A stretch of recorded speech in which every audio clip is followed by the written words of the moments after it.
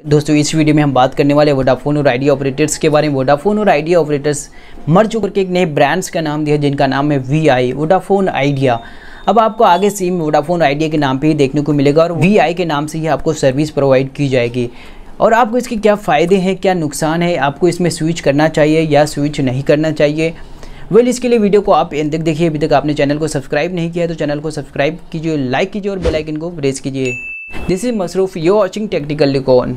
देखिए दोस्तों, सबसे पहले ये समझते हैं कि वीआई है क्या है। वीआई वोडाफोन और आइडिया है जो 2018 के अगस्त मंथ में ही मर्ज हुआ था, लेकिन उनको इस प्रोसेस को करने में तकरीबन 2 साल लग गए क्योंकि उस वक्त तो इनकी फाइनेंशियल स्थिति काफ़ी ख़राब थी। आइडिया पे तकरीबन 1 लाख करोड़ का कर्ज था और वोडाफोन पे तकरीबन 1 लाख करोड़ का कर्ज था, जिसकी वजह से दोनों की जो इकोनॉमिकल स्थिति है काफ़ी ज़्यादा ख़राब थी और इन पे बैंक के काफ़ी ज़्यादा प्रेशर थे, या तो आप अपनी कर्ज को पे करो या तो कंपनी को शट डाउन कर दो। अगर शट डाउन करने पे कहीं ना कहीं इंडिया की जो इकोनॉमी पे भी इम्पैक्ट पड़ने वाला था, अनएम्प्लॉयमेंट रेट भी काफ़ी ज़्यादा बढ़ जाता है, जिसकी वजह से उन्होंने बंद नहीं किया। और कंपनी और कहीं ना कहीं गवर्नमेंट को ये भी लग रहा था कि शायद कहीं ना कहीं अनएम्प्लॉयमेंट रेट इंडिया में बढ़ने वाला है, जिसकी वजह से उन्होंने इसको शट डाउन ना करने के बजाय उनको सपोर्ट करने की कोशिश की और बैंक ने भी सपोर्ट की, जिनका मोरेटोरियम पीरियड है 2 साल बढ़ा दिया गया। और बाकी जो कुछ कंपनीज़ है इनको सपोर्ट करने लगे, लाइक अमेजोन, वेरिजोन और गूगल भी सपोर्ट करने लगे। वेरिजोन एक यूएस बेस्ड कंपनी है जो एक टेलीकॉम कंपनी है। उसके बाद फिर क्या हुआ, आदित्य बिरला जी जो आइडिया के फाउंडर हैं और निक जो वोडाफोन के फाउंडर हैं। वोडाफोन एक आपकी यूएस बेस्ड कंपनी है जो लंदन में इनका हेडक्वार्टर है। उन्होंने फिर मिलकर मीटिंग किया कि ये दोनों मर्ज हो जाएंगे, फिर मर्ज होने के बाद दोनों साथ में काम करेंगे। तो इस प्रोसेस को उनको कंप्लीट करते करते तकरीबन 2 साल लग गए।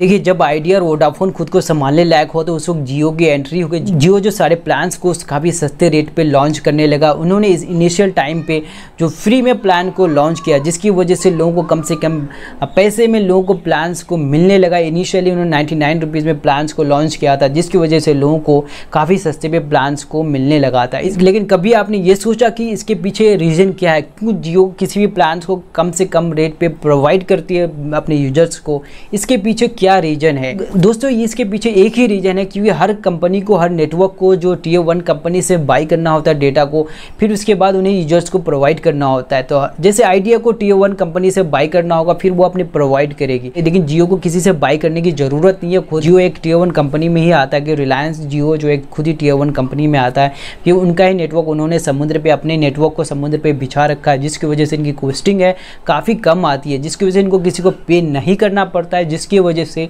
इनकी जो कॉस्टिंग काफ़ी कम आती है और लोगों को अपने अकॉर्डिंग, अपने जो यूजर्स को अपने अकॉर्डिंग डेटा को प्रोवाइड कर पाता है, अपने अकॉर्डिंग सारे जो प्लान्स को लॉन्च कर पाता है। तो बाकी कंपनी को इसको टियर 1 कंपनी से बाई करना होता है या तो टियर 2 कंपनी से बाई करना होता है। देखिए, जियो इतनी स्ट्रॉन्ग क्यों है, इनको सपोर्ट जो बड़ी बड़ी कंपनी की लाइक फेसबुक की है, क्वालकॉम की है और गूगल की है। जो गूगल का जो कंट्रीब्यूशन इनको तकरीबन 4.5 बिलियन का कंट्रीब्यूशन है, जिसकी वजह से इनको काफ़ी बड़ी बड़ी कंपनी की सपोर्ट की वजह से इनको किसी तरह के कर्ज किसी को पे नहीं करना होता, ना ही किसी तरह के बैंक का प्रेशर है, ना ही किसी तरह की गवर्नमेंट का प्रेशर है। जियो खुद ही टियर 1 कंपनी में काउंट होता है, इसको किसी तरह के किसी को पे नहीं करना होता है, जिसकी वजह से जियो किसी को भी डेटा सस्ते रेट पर प्रोवाइड कर पाता है। अगर आइडिया वोडाफोन की बात करें तो आइडिया वोडाफोन को टियर 1 कंपनी को पे करना होता है। कहीं ना कहीं इनको इन तक आने में, इनके डेटा को, जिनका प्राइस वैल्यू काफ़ी ज़्यादा बढ़ जाता है। लेकिन आइडिया वोडाफोन ने इस बार ये तय किया कि जो कम से कम रेट पे लोगों को डेटा को प्रोवाइड किया जाएगा और जो कॉलिंग रेट है सारी चीज़ों को कम से कम प्राइस पे दिया जाएगा। जो सर्विस है काफ़ी अच्छी दी जाएगी लोगों को, ताकि किसी तरह की परेशानी ना आए। और जिस तरीके से जियो को लोगों को डेटा को प्रोवाइड कर रही है, इस तरीके से आइडिया भी डेटा को प्रोवाइड करेगी। अगर आप BSNL की बात करें तो BSNL कहीं ना कहीं अब तक डूब जाता अगर वो एक गवर्नमेंट कंपनी ना होती। तो गवर्नमेंट की वजह से कहीं ना कहीं ये बच जाता है। हर सारे ऑफिस में आपको BSNL के नेटवर्क को देखने को मिला, हालांकि ये चले या ना चले, लेकिन आपको BSNL का ही नेटवर्क देखने को मिलता है। लेकिन देखिए, बात यह है कि जिनके सब्सक्राइबर की अगर बात करें तो BSNL के सब्सक्राइबर तकरीबन 100 मिलियन समथिंग है, जो इनके सब्सक्राइबर काफ़ी कम है और बहुत सारे एरिया में इनके BSNL नेटवर्क नहीं मिल पाता है। देखिए, अब बात करते हैं वोडाफोन और आइडिया की डाउनफॉल की। अगर बात करें तो वोडाफोन और आइडिया कहीं ना कहीं सर्विस अच्छी तरीके से ना प्रोवाइड करने की वजह से डाउनफॉल हुआ था और इनकी जो प्राइस वैल्यू काफ़ी बढ़ चुकी थी, इनकी जो प्लान्स है काफ़ी ज़्यादा बढ़ चुका था, जिसकी वजह से कहीं ना कहीं यूजर्स दूसरे जो ब्रांड्स में स्विच कर गए और हर जगह ये सही तरीके से अपनी सर्विस को दे नहीं पा रहा था, जिसकी वजह से इनकी कहीं ना कहीं डाउनफॉल हुआ।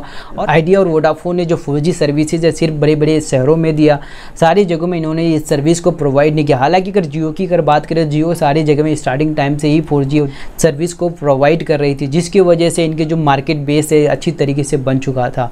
आपको देखिए दोस्तों, अब बात करते हैं कि आपको VI में स्विच करनी चाहिए या स्विच नहीं करनी चाहिए, आपके लिए नेटवर्क बेहतर है या नहीं बेहतर है। तो जो मेरी एक्सपीरियंस अब तक मैंने बात करी है, VI ने बताई है कि इनकी जो सर्विस है डबल की जाएगी, जो पहले सर्विस दी जा रही थी उससे अब बेहतर दी जाएगी। इनके जो प्लान है उसको कट ऑफ किए जाएंगे, अब जो आपको जियो के बराबर ही प्लान्स मिलने लगेगा। और बाद में ये भी बताया है कि आपको हो सकता है इस फ्यूचर में इससे भी बेहतर प्लान्स मिले। उन्होंने अपनी तरफ से बात करी है कि आपको बेहतर से बेहतर सर्विस दी जाएगी और बेहतर से बेहतर टावर को लगाया जाएगा ताकि आपको बेहतर सर्विस मिले, जो पहले मिल रही थी उससे बेहतर करने की कोशिश की जाएगी। दोस्तों, ऐसा नहीं कि आपको जियो ही बेहतर सर्विस दे सकती है या एयरटेल आपको बेहतर सर्विस दे सकती है, क्योंकि मैं अपनी एरिया की अगर बात करूँ तो मेरे एरिया में एयरटेल बेहतर सर्विस दे रही है, जियो की सर्विस यहाँ अच्छी नहीं है।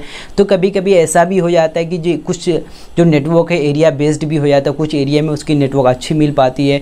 तो आप ये फ्यूचर में ही प्लान कर सकते हैं कि कब तक इनकी कंप्लीट इन्फॉर्मेशन ना आ जाए तो आप डिसाइड नहीं कर सकते कि आपको स्विच करनी चाहिए या स्विच नहीं करनी चाहिए। यहाँ तक जो मैंने नॉलेज आपको शेयर की है, इस यहाँ पे आप डिसाइड करना चाहें तो कर सकते हैं, और बाकी देखते हैं कि आगे क्या होता है। दोस्तों, वीडियो अच्छा लगा तो लाइक कीजिए, शेयर कीजिए, सब्सक्राइब कीजिए। इससे रिलेटेड आपको कोई क्वेरी हो तो प्लीज़ कमेंट कीजिए, और आपका कोई सुझाव हो तो जरूर बताइए। फिर मिलते हैं नेक्स्ट वीडियो में, तब तक के लिए।